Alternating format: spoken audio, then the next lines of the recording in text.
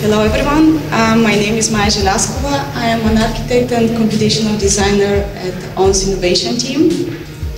Today I will be presenting LightSpray, a revolutionary shift in how and where shoes are made and what performance footwear can achieve.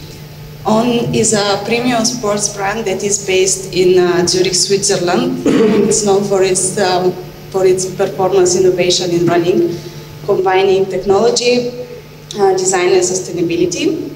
Indeed, technological innovation is at the heart of ON, where the innovation is driven mainly by continuous experimentation.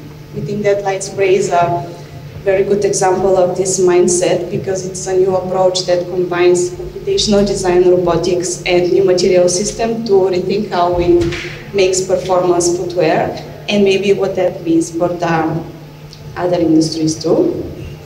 So for decades, the sportswear industry has relied on a multi-step process to create shoes for athletes and also for everyday people. Conventional processes usually involved a lot of parts made out of very different materials and a lot of manual work in assembling them. This means that the supply chains are very complex and this requires significant resources and produces waste. Of course, these methods are working, however, they limit our control over local performance, over fit, or over material efficiency. LightSpray is an upper technology that fuses robotics and material innovation to bring this industry-disrupting process that creates ultralight, seamless upper in a single step. So here the upper is sprayed, not built directly onto performance midsole in just 3 minutes. By eliminating all intermediate steps, it also means that reduces parts, waste, and emissions. Here you can see it producing our first performance running shoe, the Cloudboom Strike LS. I will tell you more about it later, but you can also see it over there. And you can look at it a bit closer. So LightSpray has quite an interesting origin. It started as, it was inspired as a Halloween decoration or hot glue gun spraying the spider webs that Johannes from the innovation team saw.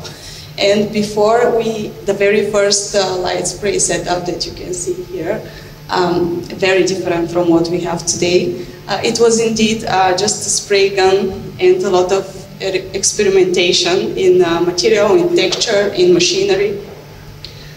But maybe one of the more interesting aspects of this technology is that thanks to this very unique manufacturing process, it creates a material system that is fully programmable. The fabrication method is additive. It consists of the direct deposition of molten thermoplastic material, which creates this plurality of loops. These loops are interconnected and superimposed in this way to create this unique fabric. Instead of the layer stacking, which we typically have in additive manufacturing techniques, here the layers are bonded by the crossings of these loops. And this is very good for us because by controlling the fabrication parameters, we can embed very specific properties directly onto the material, zone by zone, and in this way we can create a graded fabric. This synergetic interaction between the geometry, the fabrication, and the material characteristics is what makes LightSpray a material system and also what it enables its performative capacities. So how to get from a material system to a performance shoe? Since this LightSpray looks and also feels like something that bends the rule of traditional footwear making and maybe also of additive manufacturing, we had to find new ways to design for it and with it. And this is why we implemented the computational workflow, where instead of manually drafting each element, as it is typical in the footwear industry, we would design the algorithms that generate the then generate and optimize the shapes and the material layouts. And because robots in general are programmable, here programming the robots mean directly programming the material properties one-to-one. The workflow is super straightforward. We start with an input data that is usually qualitative or quantitative that informs 3D parametric model generating conformal toolpaths for the robotic fabrication. This allows us to create a very wide design space that is free from the restrictions of traditional manufacturing, and we can generate, we can explore, we can generate, produce and test very fast, and this allows us to unlock a new performance potential. So the design of the light spray upper, let's take the Cloudboom Strike as an example, starts from, it is made entirely in 3D, starts from a digital last and bottom unit that we have that are matching exactly our physical assets. And thanks to the fully parametric process, we can control every aspect of the upper in a holistic way. When we design the shape of the path, we define where and how the material is placed.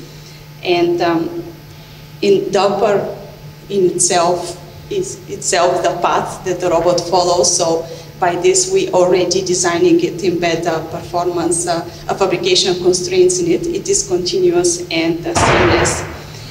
And by varying the speed of the robot, we define zones with aperture or reinforcement, and in this way, we functionally grade this upper.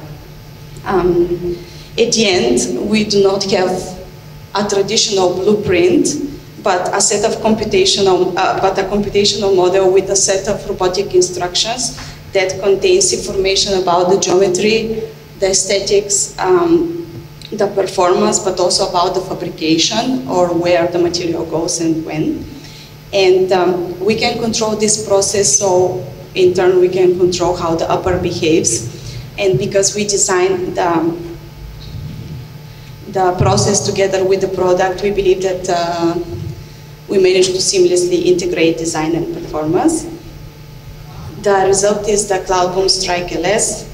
It's over there, you can see it later, which is weighs only 30 grams. It contains 1.5 kilometer of filament. It does not contain any seams or glue. It does not have a strobo or sock liner, and of course it's a one-step assembly process with very minimal waste, producing 75% less CO2 compared to standard on shoes. Yeah, and also contrary to what is commonly thought, that digital design takes us away from the physical world, here we actually went closer to it. We were able to really iterate and tweak every aspect of the upper on site, and we could do that every time while we were developing it. This process allowed us to design and produce and test consistently, to be able to give to our athletes functional prototypes, which then the sports science team would feed back to us with a lot of data and this is how we were perfecting the process and working on it. Actually, some medals were won with our prototypes. But let's say in an industry which relies on established processes for production, how do you move an innovation from a prototype to scale? It's a very important question. The Light Spray Factory is the first industrial production facility which opened doors just last week in our headquarters in Zurich. It consists of 4 robots and enables On for the very first time to create the uppers for its performance shoes directly in Switzerland on site, using these fully automated and industrially scalable procedures. So one of the main enablers for this to happen is, of course, the automation. Scaling up means negotiating the production setting with the design intent, meaning that hardware and software are co-evolving together. A vertical integration is a key to make that happen. CloudBoom Strike is our pilot project. It proves that the system works for elite performance, but also it shows the potential of a robust computational pipeline and automated workflow. Here you may see also our robotized branding application, which follows very similar process to the spraying. After the upper is sprayed, fully automated, the branding is added through a fully automated process by inkjet printing, and this is a process that is much more efficient and cleaner than normal branding application because it uses much less water and also allows us for a higher design flexibility. Also, this new facility is a milestone in mastering this manufacturing processes involved, and it demonstrates the flexibility and the flexible capacities of such a technology. So after all this in place, again, we need to ask what are we learning from these developments and what could be possible beyond footwear. I think the most important one is that through this project we had to rethink design and making and bring them again closer together. This new manufacturing method made us strip away all the elements that are not contributing to performance and allowed us to amplify those that do contribute for performance. And one of the main design principles that we were following is that of integration. And we are trying to move away from hyper-differentiation to tackling performance, production, and behavior together in a single step. Probably one of the biggest lessons, however, is that returning to the fundamentals. When you remove the conventional steps, you start question a lot of things, even things that before were taken for granted. For example, how the foot anatomy relates to the last, or how the material behaves when it is sprayed, which zones should be reinforced and which not. So we are working with our athletes continuously to be able to learn from them how they experience light spray, so that we take this knowledge and we transfer it into our products. And finally, we used computational design in this project, in this work, not only for optimization and automation, but also as a platform for shared design, for a shared language that allows us to integrate different expertise and knowledge and data to achieve a design synthesis. We are also today doing the same. We are integrating different specialties very early into the design process, and we believe that this is what can differentiate us in the industry through this technology. Thank you.